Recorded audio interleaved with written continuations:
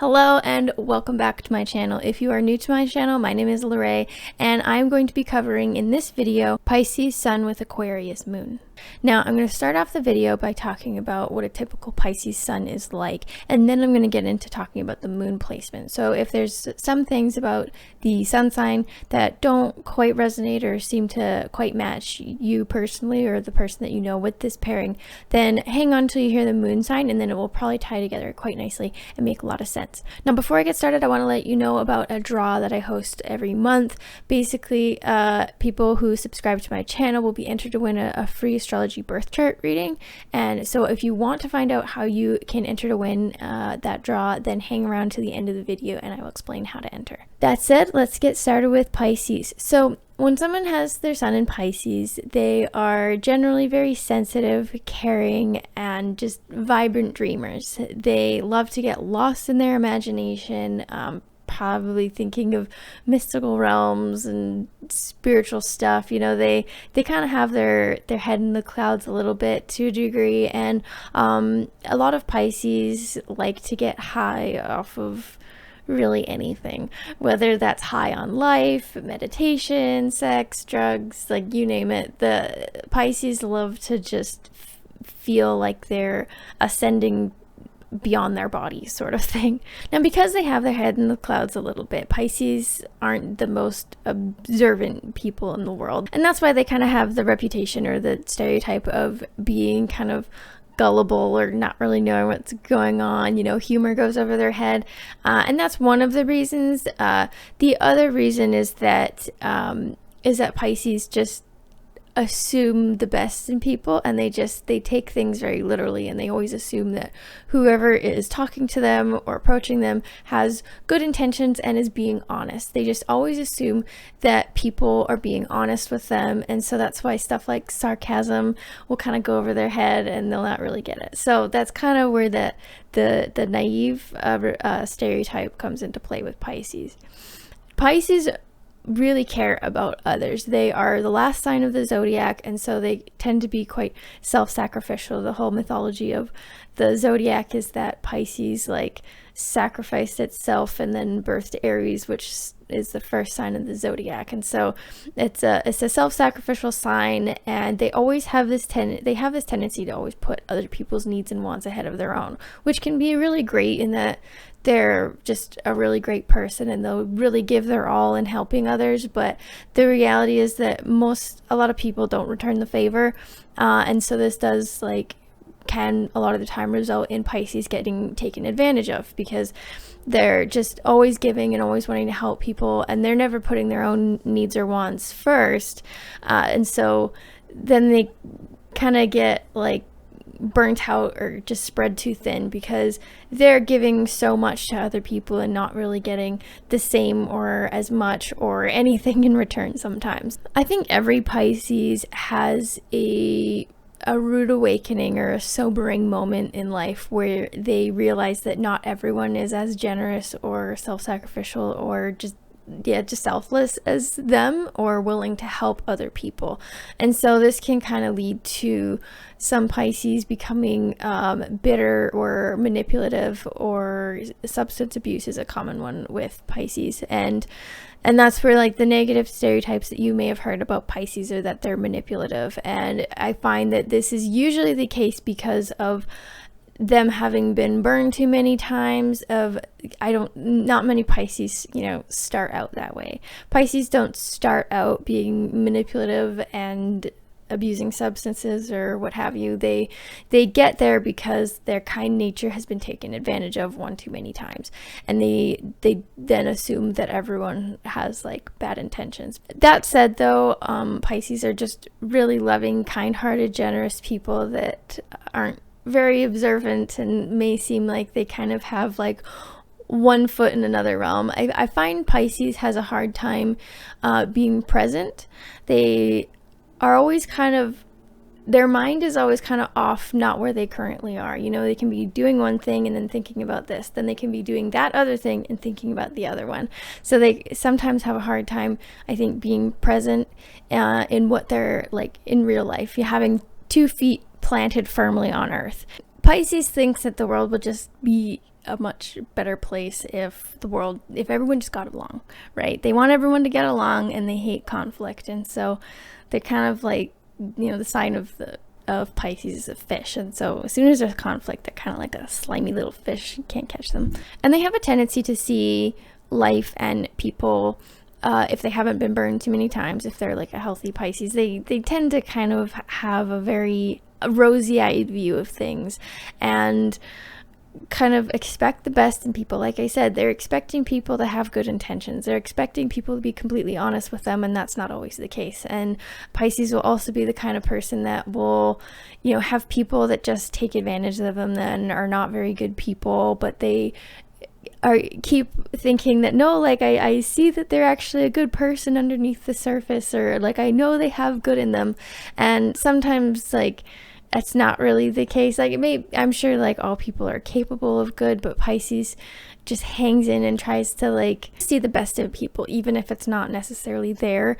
And as a result, that's where they get taken advantage of, is because they don't want to ever think that someone is a lost cause. And so they will get burned and keep trying to and keep believing that, no, actually, like, this person is a good person, but for this and this reason they do it. Pisces are really good at justifying why people do what they do, and why people are not great sometimes. If Pisces knows someone or other people that do bad things or hurt other people or hurt that Pisces, then the Pisces is really good at justifying, like, oh, it's okay, they got left at the store when they were a kid and their dad didn't love them enough, so it's not really their fault. And so Pisces is really good at justifying other people's actions, even when they're like the brunt of those actions.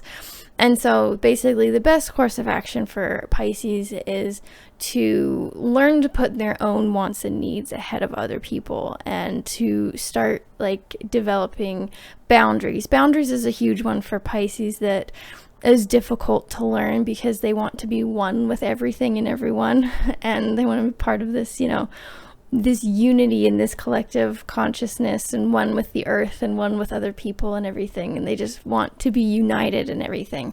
And so it's difficult for them to learn boundaries, because they don't know where the other person ends and they begin. And that is kind of the thing that Pisces needs to learn, is to develop boundaries and have a clear set boundary of where they are and where the other person is, and learn to start satisfying their own wants and needs, because not everyone is as like selfless and sacrificial as they are. And that, even if people do have a reason for their actions, that they don't have to be the brunt of it. They don't have to stick around and hang around these people that treat them this way. They may have their reasons, but that does not mean that they themselves have to be the brunt or the punching bag or the doormat for this person.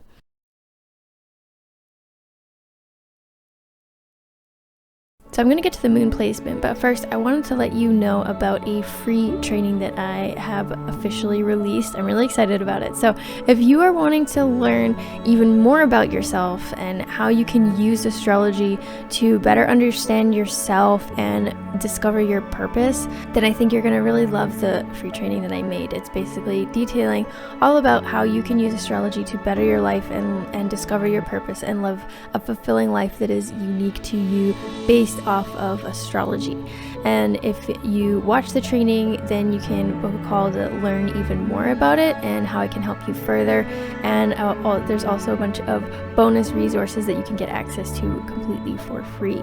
These will be great resources to help get you started and see if you're interested in my full program, 60 Days to a Life of Purpose. I'm really excited about this program that I created. I know it's going to help a lot of people, and I am now accepting students. So if you're interested, I'm running a special promo. So from now until March 27th, 2021, the first 5 students that enroll will get 50% off the price. So if that interests you, I will leave a link in the description. In the meantime, let's get back to today's moon sign. So now we get to Aquarius Moon. So Aquarius moons are very intuitive, rational, individualistic, and idealistic. Aquarius can be utopian even.